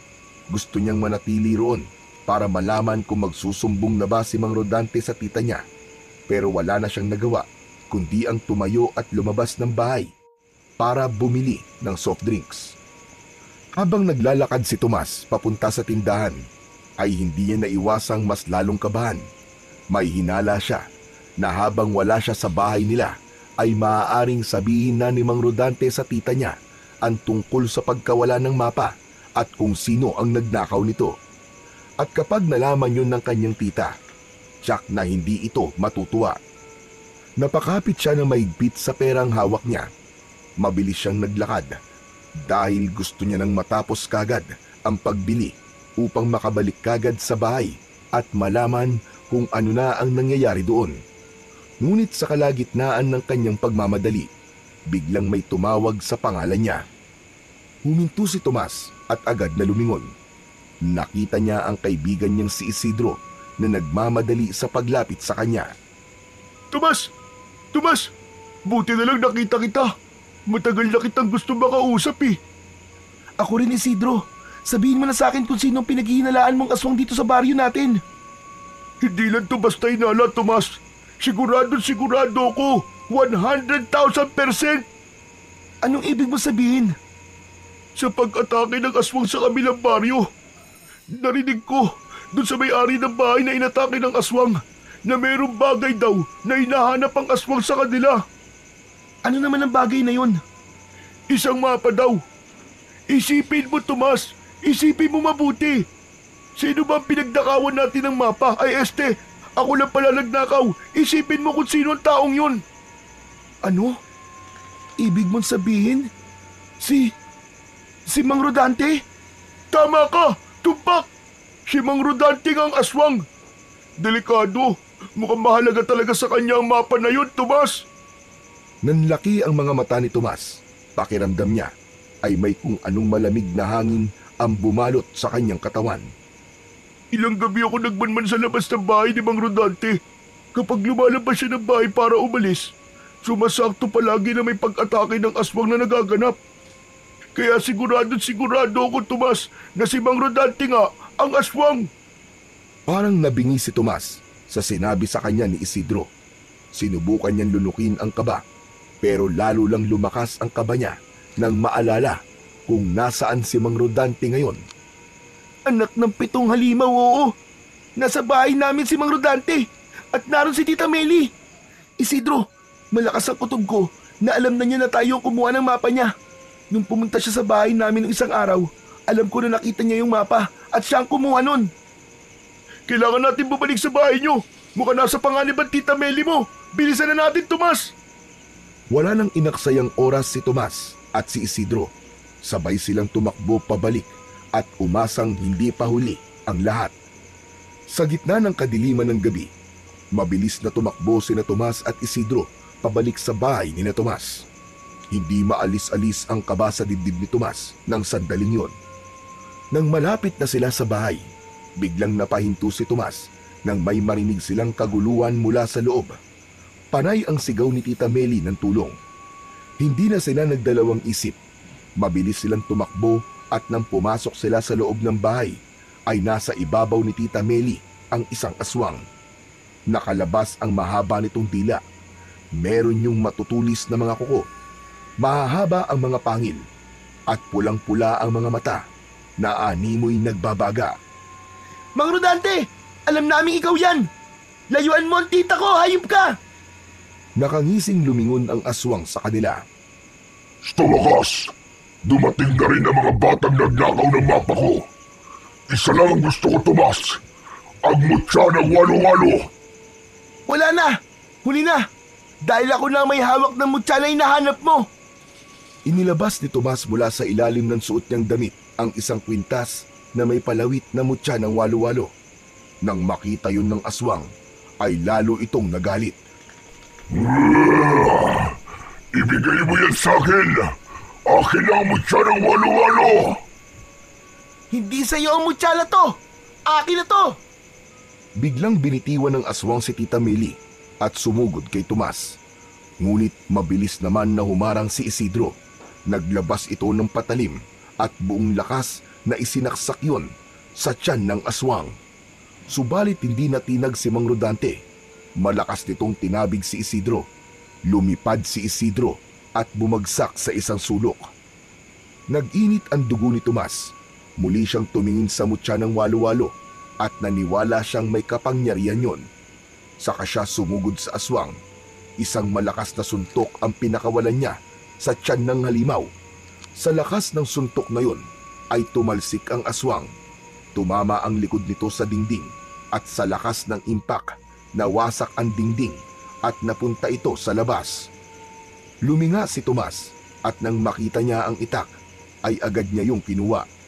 Lalabas na sana siya para harapin ang aswang, pero pinigilan siya ng kanyang tita. Anong gagawin mo, Tomas? Tumakas na tayo! Huwag mo siyang labanan! Kailangan ko siyang harapin, tita. Sa kanila po ako magpapaliwanag. Pero magtiwala lang po kayo sa akin. Hindi na hinintay ni Tomas na magsalita pa ang tita niya at mabilis siyang lumabas ng bahay. Sa gitna ng dilim, nakita niya ang aswang na galit habang nakatingin sa kanya. Humigpit ang hawak ni Tomas sa itak. May kung anong init na dumaloy sa kanyang katawan. Isa yung hindi maipaliwanag na lakas na nagmula sa mutya ng walo-walo. Sa isang iglap, kumilos naman si Mang Rodante. Napakabilis ng pag-atake nito. Mabilis ding gumalaw si Tomas at bigla siyang lumihis sa gilid ng aswang at iniwasan ang matatalim nitong kuko na muntik nang bumaon sa kanyang leeg. Agad siyang umatake at nagawa niyang masugatan ang aswang gamit ang itak sa tagiliran nito. Hinawakan ng aswang ang braso ni Tomas at buong puwersang sinubukang baliin yon. Ramdam ni Tomas ang lakas ng halimaw, ngunit hindi siya bumigay. Pero dahil sa kapangyarihan ng mutya, ay hindi nagawang saktan ng aswang si Tomas. Habang hawak ang itak, ay malakas niya tong sinuntok sa muka. Sa lakas ng kanyang suntok, ay napaatras si Mang Rodante. Sa akin dapat ang mutya na yan. Ibigay mo yan sa akin. Samantala, mula sa likod, ay biglang lumusob si Isidro. Sinamantala nito ang sandaling panghihina ng aswang at buong puwersang sinaksak ito sa likuran. Ngunit sa halip na bumagsak ay mas lalong naging mabangis ang aswang. Humarap ito kay Isidro at kinagat nito sa balikat si Isidro. Matapos yun ay buong puwersang ibinalibag ng aswang si Isidro sa lupa. Nakita ni Tomas kung paanong bumagsak ang kaibigan. Muli siyang sumugod kay Mang Rodante. Ang kanyang bilis ay hindi na katulad ng dati. Ang kanyang katawan ay gumalaw na parang hangin at mabilis niyang naiwasan ang bawat pag-atake ng aswang. Hanggang sa buong puwersa niyang sinuntok ang dibdib ng aswang. Dama ni Tomas ang matinding impact nun at sa lakas ng kanyang suntok ay muling napaatras si Mang Rodante. Ngunit hindi siya nagbigay ng pagkakataon para makabawi ang halimaw. Mabilis siyang umatake gamit ang buong bilis at puwersa ng mutya at inundayan niya ang aswang ng isang matalim na saksak sa tagiliran. Tumagos ang talim sa katawan ni Mang Rodante. Mabilis na lumayo si Tomas at hindi niya na inalis ang tingin sa kalaban. Doon niya naramdaman na nagawa pala siyang kalmutin ng aswang sa kaliwang braso niya. Hanggang sa isang ideya ang biglang sumagi sa isip ni Tomas. Uy, Rodante! Gusto mong kunin ang mutya ng walo-walo sa akin, di ba? Pwes, habulin mo ako! Hindi na naghintay pa si Tomas. Bigla siyang tumakbo palayo, patungo sa dagat. Narinig niyang sumisigaw si Tita Meli, ngunit hindi na siya lumingon. Ang tanging layunin niya ay dalhin ang aswang sa lugar na malaki ang magiging tsansa niyang manalo. Nang marating ni Tomas ang dalampasigan, ay huminto siya. Nakita niya ang aswang na nakasunod sa kanya. Muling nagsagupa ang dalawa sa mababaw na bahagi ng dagat. Ang mga kamao at itak ni Tomas kontra sa matutulis na kuko at pangil ng aswang. Sa isang mabilis na pag-iwas, nakahanap siya ng pagkakataon at buong lakas niyang inundayan ng saksak ang tagiliran ng aswang. Bumaon ang talim ng itak at kasabay ng pagtagas ng dugo ng aswang ay sumigaw ito ng dahil sa labis na sakit. Hindi pinalampas ni Tomas ang sandali na yon. Maigpit niyang hinawakan ang braso ng halimaw at hinila ito palusong sa mas malalim na bahagi ng dagat. Huminga siya ng malalim at isinama niya sa pagsisid ang aswang. Nagpupumiglas si Mang Rodante, ngunit sa ilalim ng tubig ay mas malakas si Tomas. Ang mutya ng walo-walo ay nagbigay sa kanya ng kakayahang huminga ng mas matagal sa ilalim ng tubig. Habang patuloy silang nasa ilalim ng tubig, ay unti-unti namang humihina ang pagsipa at pagpiglas ng aswang. Ang mga mata nitong nanlilisik ay napalitan ng takot. Makalipas lang ang ilang sandali, tuluyan nang tumigil ang paggalaw ng aswang. Hindi na ito pumalag hanggang sa tuluyan na itong binawian ng buhay. Pinakawalan na ni Tomas ang aswang at mabilis siyang lumangoy patungo sa dalampasigan. Sa pag-ahon niya, natanaw niya sina Tita Meli at Isidro na patakbong lumapit sa kanya. Walang salitang lumabas sa bibig ni Tita Meli nang mahigpit siyang niyakap nito. Narinig niya ang pagikbi ng kanyang tiyahin habang ramdam na ramdam niya ang panginginig ng katawan nito. Tapos na po, tita. Tapos na po. Napatay ko na po ang aswang. Diyos ko kang bata ka. Pinakabati nakot mo ko. Akala ko'y kung ano na nangyari sa'yo. Huwag mo nang uulitin yun na. Niyakap ni Tomas ang tita niya pabalik habang si Isidro naman, bagamat sugatan, ay nakangiti at naluluwang pinanood sila ng kanyang Tita Meli. Kinabukasan, nagdesisyon sina Tomas at Isidro na magtungo ulit sa isla upang kunin na ang kayamanan na nasa loob ng kuweba. Habang sakay ng bangka at nagsasagwan, ay hindi mawala ang ngiti ni Tomas dahil hindi pa rin niya lubos maisip kung paano niyang nagawang patayin ang isang mabangis na aswang. Pagdating nila sa isla, ay agad silang nagtungo sa kuweba. Sa labas ng kuweba, ay sinalubong sila ng matandang ermitanyo. Binabati kita, Tomas. Matagumpay mong napalaya ang Santa Monica sa mas matinding banta ng aswang. Hindi talaga nagkamali ang maiwagang walo-walo na ikaw ang pinili niya na magmay-ari ng mutya. Aba, syempre, hindi lang si Tomas ang lumaban, no? Ako rin, tumulong din po ako. Huwag niyo pong kalimutan yun, ha, Tatang? Ikaw naman, masyado ka matampuin. Oo, tama, ikaw rin. Kahit paano, ay mahusay ka, Isidro. Kung ganun, maaari na po ba namin makuha ang kayamanan sa loob ng kuweba? Ang kayamanan ay matagal mo nang nakuha, Tomas. Dahil ang tunay na kayamanan ay ang pagpapalaya mo sa buong Santa Monica mula sa banta ng aswang.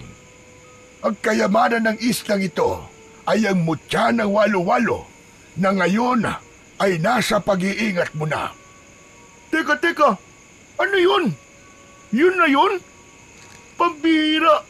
Halos isugal namin ang mga buhay namin tapos wala naman pala kami makukuha ang totoong kayamanan. Anak ng 7 halimaw, oo. Hindi naman namin mabibenta ang mutya na yan eh. Oo nga naman, Tatang. Alam kong importante na napatay namin ang aswang. Pero kailangan namin ng totoong kayamanan. Kailangan ko po kasing maipa-opera si Tita Meli. Biglang tumawa ang ermitanyo ng malakas at aliw na aliw sa kanilang reaksyon. Ay, Diyos ko mga batang ire. Binibiro ko lang kayo. Abay, siyempre, may makukuha kayong kayamanan gaya ng ating napag-usapan. Sige na. Pumasok na kayo sa kuweba para kunin ang kayamanan. Ay, Diyos ko! Pinakaba mo naman kami, Tatang. Ang tanda-tanda nyo na eh, mahilig pa kayo magbiro. Ay, nako, kundi lang kita ginagalang eh. Baka kung ano na nagawa ko sa inyo eh. Hindi na napigilan ni Tomas ang mapangiti. Matapos yun, ay magkasama ng pumasok sa kuweba sina Tomas at Isidro. Nang marating nila ang dulo ng kuweba, ay nanlaki ang kanilang mga mata. Nang makita nila, ang napakaraming ginto at alahas ang naroon na kumikinang sa loob ng kuweba. Napalunok si Tomas at hindi siya makapaniwala sa yaman na nasa kanilang harapan. Samantalang si Isidro naman ay hindi na napigilan ng sarili at napatalon ito sa saya.